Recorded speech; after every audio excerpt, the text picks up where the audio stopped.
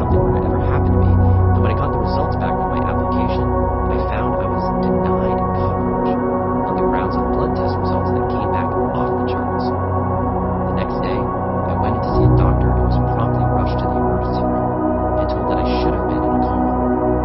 I couldn't believe I was conscious and functioning. I quickly learned that my kidneys were shutting down, my liver was failing, and my pancreas had stopped working. It turned out I was an undiagnosed type 1 juvenile diabetic, and I had slipped into a state known as diabetic ketoacidosis, and I was dying. I spent the next 10 days in the intensive care unit clinging to life. I emerged from that experience realizing that none of us is promised tomorrow. Nothing gives you clarity of purpose like coming to terms with your own mortality. And today, when I think about my life, I think about my two boys, Henry and Bradley, and how grateful I am for the opportunity to be their dad. For me, that's what life is all about. That time in the hospital also served as the catalyst to create the Ask method and eventually the Choose method, and to focus my life towards teaching other entrepreneurs to do what I had done, how to launch and grow a successful business, and how to mitigate risk as much as possible every single step along the way. Around that same time came the shift in my perspective, the reframing of you win or you learn, instead of the customary win or lose mindset. The culmination of those two things fundamentally changed my path. Having joy in entrepreneurship, that is, in the act of being an entrepreneur, is actually the goal. How many days can you string together and really enjoy them? In my opinion, to do that means never setting an arrival point. It's about the feeling of moving in the car as opposed to reaching the destination. It's the anticipation of it and being in the constant state of momentum. Set the outcome, know what you want to do, and then just focus on the process. There's transformation in terms of what you're delivering to the market, but there's also the transformation that you're delivering for yourself in this process. That is, what you're looking to personally achieve within yourself. You've gone through the entire process of choosing your market, and now you have a business idea that has the potential to be whatever you want it to be. You have arrived at an important moment in this book and in your life. The time to choose. You have all the information you need. You are ready.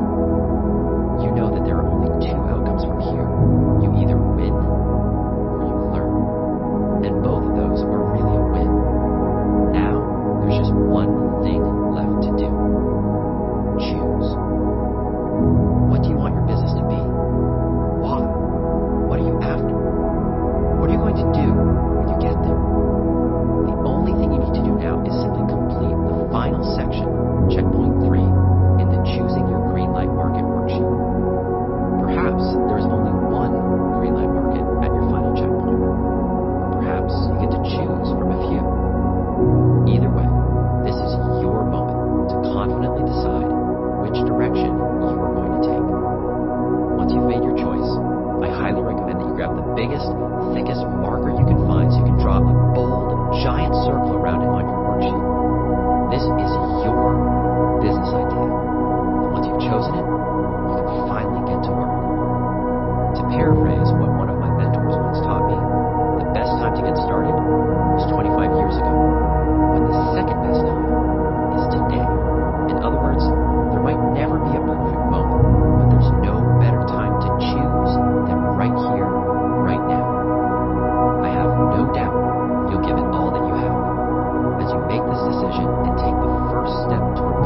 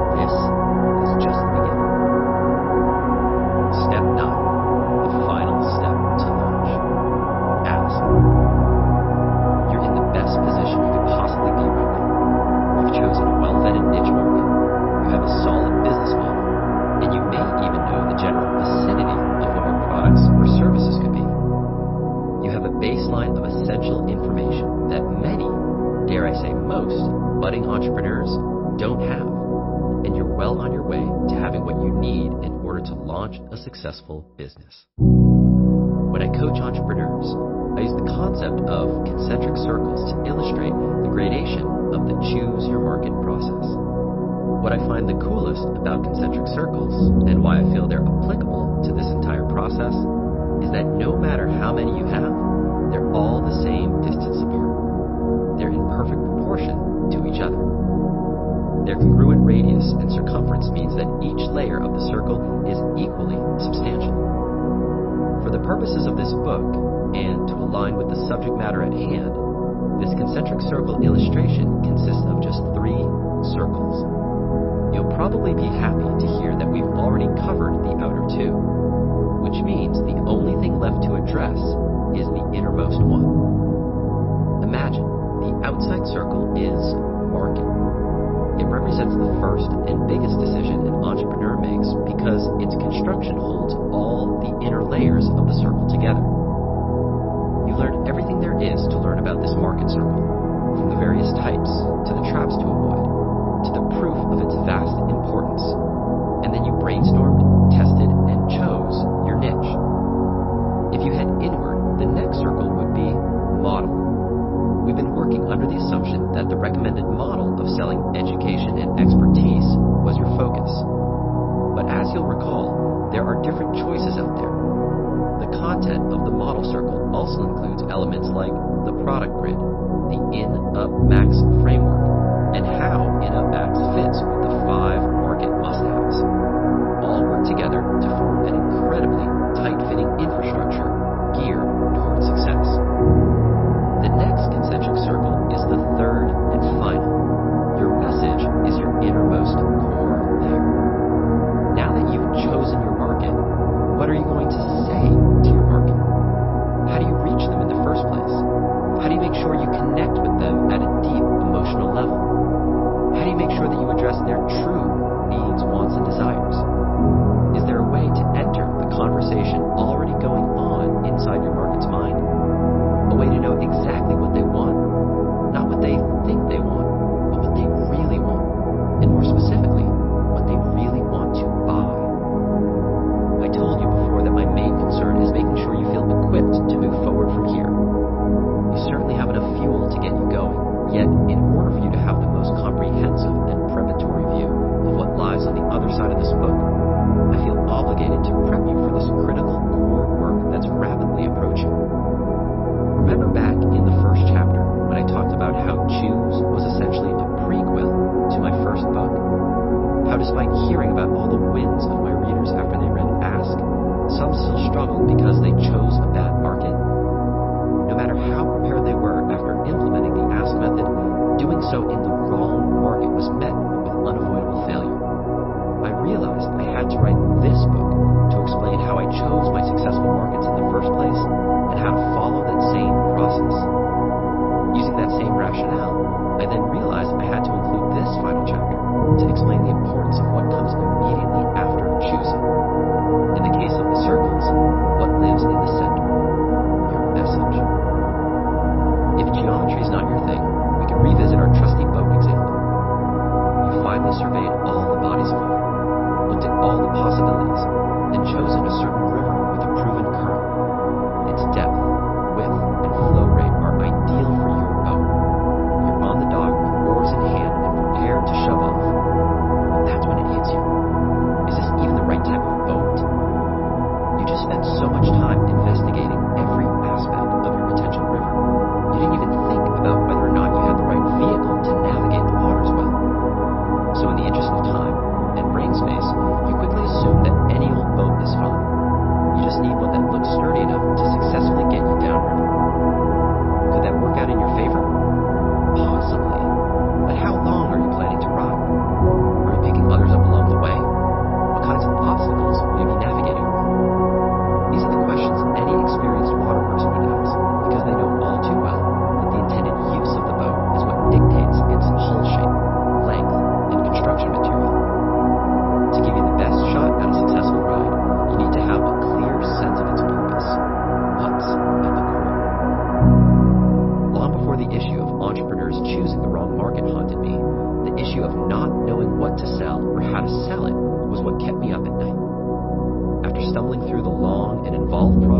figuring it out myself, it pained me to see other entrepreneurs taking shots in the dark when it came to understanding what their markets wanted. They were providing products to customers whom they knew nothing about, and sometimes their ventures worked, but most of the time, they didn't. Hence, the well-established failure rate of small businesses in America. If you don't know anything about your core audience, how can you possibly know what products they want to buy? How can you know the right way to communicate with them? As much time, effort, and resources as we entrepreneurs spend on creating our actual products, we should be spending an equal amount of time and energy ensuring that we're creating something our core audiences are actually looking for. It comes down to the easiest of fixes. Find out what people want and give it to them. It's that simple. But like most things in life, the devil is in the details. The nuances matter. And there's a process. The foolproof way to go about this is what my book Ask and corresponding Ask Method Masterclass, which goes even deeper, is all about. And I'm about to give you the free Cliff's Notes version. Instead of the in-depth and tactical format the book and course offer, I'm going to give you a high-level breakdown of the Ask method, because I want you to feel like you have a full tool chest as you move from your business idea to your business launch. After you've chosen your market, Ask is a somewhat counterintuitive marketing methodology to first, figure out exactly what your customers want to buy. Second, successfully launch your business out of the gate with minimal risk. And third, create a mass of raving fans in the process. The Ask method starts with the desire to better understand your market at a deep emotional level, so you can ultimately better sell and better serve your market. Knowing your market at this deep emotional level requires asking the right questions in the right way to understand what your most ideal potential customers want. Not what they think they want, not what they say they want, but what they really want. And most importantly, what they really want to buy. Henry Ford is thought to have said, if I'd asked people what they wanted, they would have told me faster horses. Steve Jobs is attributed to saying, people don't know what they want until you show it to them. And the reason why these statements ring true is because they are true. People don't know what they want, but they do know one thing, and that's this. They do know what they don't want. And therein lies the first clue to figuring out exactly what to ask. The right questions are somewhat counterintuitive. Let me give you an example. One of the first steps in the Ask method after you've chosen your market is to run what we call a deep dive survey. A deep dive survey, or DDS, includes a series of questions that follow a very specific format designed to uncover what to sell or create in your newly chosen market.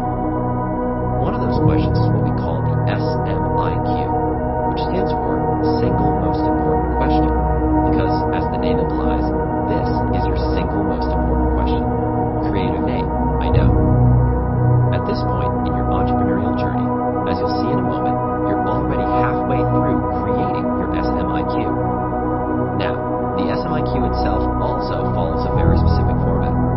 In fact, when I introduce it to you, you may recognize this question because, quite literally, thousands of companies around the world now use the Ask method as an integral part of their business. So there's every chance that one of them has already asked you this question. It goes like this. When it comes to X, what's your single biggest challenge, frustration, or question that you've been struggling with? Please be as detailed and specific as possible. Now, here's the cool part. See that X? That X gets replaced with your bullseye keyword. Yep, the same one you've been working so hard to arrive at here in this book. I told you it was important. So here's how this process works. First, you take your bullseye keyword based on the market you've chosen, whether that bullseye keyword is learn Chinese, improve memory, orchid care, or whatever it may be. Let's say for the purpose of this example, your bullseye keyword is potty train puppy. You then insert your bullseye keyword into the SMIQ format. When it comes to potty training your puppy, what's your single biggest challenge, frustration, or question you've been struggling with? Please be as detailed and specific as possible. Of course, you may need to tweak the format of your keywords slightly so it grammatically works and makes sense in this sentence form. Now, the reason for asking this question in this specific way is because, as we now know, while people don't know what they want, they do know what they don't want. People might not be able to tell you everything they're looking for in their dream car, but they can and will very accurately tell you what the most frustrating, annoying thing is about the car they're driving right now. Or in this case, the thing they're most frustrated about when it comes to potty training their puppy. In other words, they'll tell you exactly what they want if you just know how to ask. When you ask people this question, whether through a survey link created in a survey software like Bucket.io, designed for this very process, or through a simple Facebook post, you want the response format of this question to be open-ended. That is, they can write their response in their own words, as opposed to selecting one of several multiple choice options. The reason for keeping this question open-ended is it's all about discovering who the hyper-responsive potential customers are in your market. The people most motivated and interested and likely to spend money to solve the problem that you're intending to solve. It's all about uncovering what natural language patterns these hyper-responsives use, so you can echo that language back in your marketing and messaging. It's about identifying what makes the hyper-responsive people in your market different from everyone else, so you can focus 100% of your effort on targeting and serving similar customers. One of the ways in which you can identify hyper-responsives is, in part, by looking at the length of their response to your SMIQ. All things being equal, the person who gives a longer, more detailed, more passionate response to the question, "What's your single biggest frustration?" is more likely to spend money on a product that solves that frustration than the person who gives you a short, one or two word answer. This is where the ask method begins, but it doesn't end there. From here, you can begin identifying the common themes you hear over and over again among your hyper-responsives. This helps you identify the different segments of your market, or buckets, as we call them. Most markets have 3 to 5. What makes each bucket different? You can then figure out what buckets to focus on, decide which ones you should ignore, and discover the unique needs, wants, and desires of the people in each of those individual buckets. See how everything starts to come together? And you see how by asking these questions up front, just like with the choose method, you're mitigating your risk and setting yourself up to succeed right out of the gate by stacking the deck in your favor? By doing this work up front, when it comes time to launch your website, you'll have set yourself up to be able to communicate with each bucket differently by asking people to answer a few simple questions when they first arrive on your website in an automated way. This allows you to customize your communication, not only on your website, but also in your emails and social media. This doesn't necessarily mean you need to come up with different products for each of your buckets. In fact, this is where you can tap into another aspect of the ask method, the power of perceived customization, where you might sell one single product or service, but talk about that product on your website in different ways based on which bucket someone lands in. You can create a specific web page for each bucket, each one covering slightly different features and benefits of your product, sharing different case studies and success stories, all based on the unique needs, wants, and desires of that specific bucket. So instead of trying to guess who someone is when they land on your website and communicate with everyone in the same one-size-fits-all fashion, you first take the time to ask a few simple questions. Then, based on the answers to those questions, you can direct people to a different page on your website based on their response, enabling you to speak their exact language and offer them the exact product or service they want and need. Does that seem like a bit of work? Well, frankly, it is. But just like the choose method, the ask method is a similarly structured step-by-step process. And while rigorous, just like choose, it's designed to mitigate your risk so you don't waste time and money building something that nobody wants to buy. Before you build, you ask. Like choose, ask offers offers a method that also represents simplicity on the far side of complexity, and one that demystifies arguably the single biggest question every entrepreneur faces after they choose their market, and that's this. How do I figure out exactly what people want to buy and give it to them so I can be successful right from the start? The Ask method sets you up for that success, because instead of guessing what people want, you know what they want. Instead of communicating in a one-size-fits-all way, you begin by putting people into buckets so you can customize your messaging based on their situation. Instead of sounding like an outsider, you speak the insider language of your hyper-responsives. You know what your customers' biggest pains and frustrations are, as well as their deepest wants, needs, and desires. You've gone to such great lengths because your desire is not only to better sell, but to better serve. And the result? Your drive to understand your market leaves your customers feeling understood. And when people feel understood, that's when they fall in love with you and your business. That's when they become massive, raving fans for life. And that is when they look to buy from you again and again and again. Because as the saying goes, people don't care how much you know until they know how much you care. And that is how you add a warm personal touch in a cold digital world. So what's your next step? Where do you go from here? Well, once you choose, your next step is to ask. Progress summary. You've just completed stage 3 of the Choose method process. The supplemental PDF includes a quick summary and checklist of not only your progress so far, but the steps you want to make sure you've completed up until this point. Epilogue. Before we end, there is one final piece of advice I'd like to leave you with, and that's this. It's something I originally wrote for my 2 boys, Henry and Bradley. But I wanted to share it with you here because it's too important not to. In fact, if you take nothing else from what I've shared, these might be the most important words you read in this entire book. So here goes.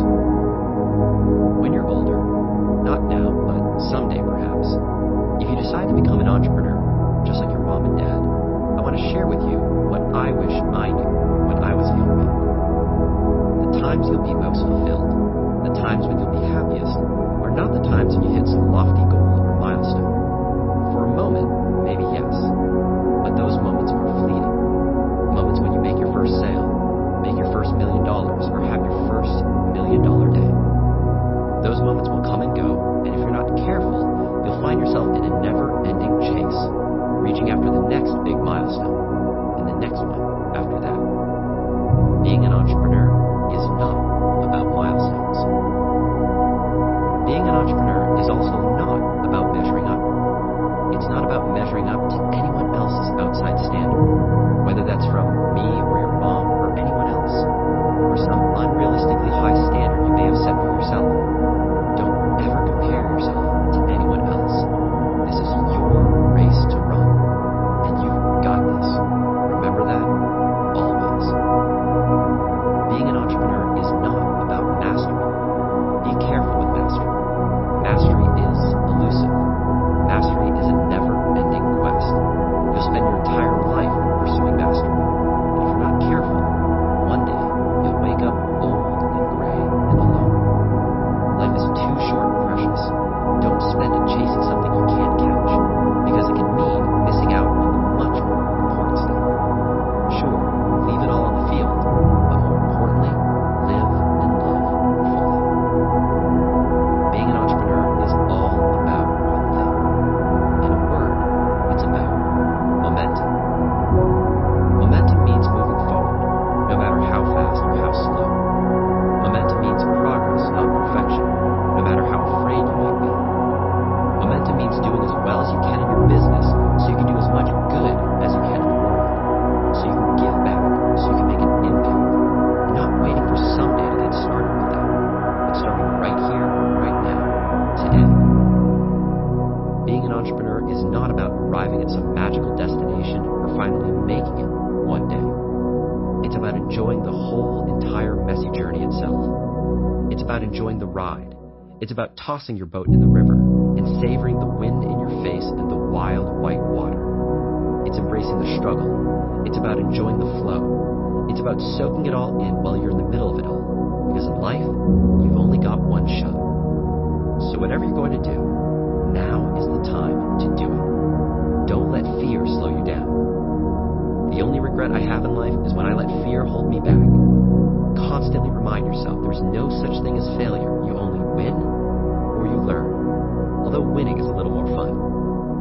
And when you do toss your boat in that river, and the water gets rough, when you're low on courage and even lower on grit, when you're feeling desperate, defeated, done, and when I'm not there to save you, if your boat flips, if it capsizes, if you're tossed in the cold, frigid water and you're all alone, if you feel like you're drowning, if you feel like you've lost your way, if you feel completely overwhelmed, remember these three words. Just keep swimming.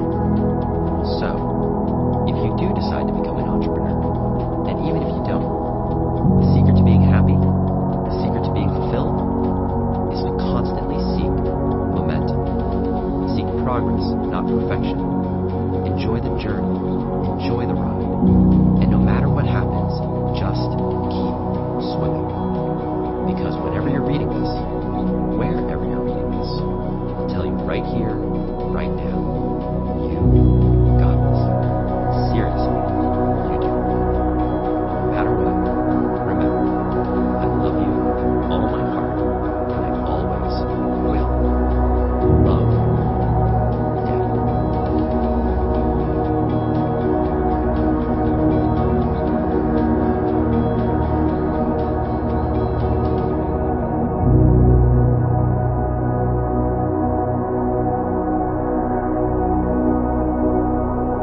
Bonus resources. Download your bonus resources. Each of the following resources are available for free in your bonus online resource area, which you can find at choosethebook.com/bonuses. In sharing them here, I want to provide you with a clear description of each resource to make it easier for you to find what you need, so the website can provide you with a one-stop shop for all your Choose Your Market needs, now and in the future. 25 profitable niche ideas. This list gives you 25 ideas for lucrative market niches that fit within the market sweet spot. For years, I kept this top secret list tightly guarded because it represented the markets I planned on going into. Now, even though I'm exclusively focused on teaching and serving entrepreneurs, this list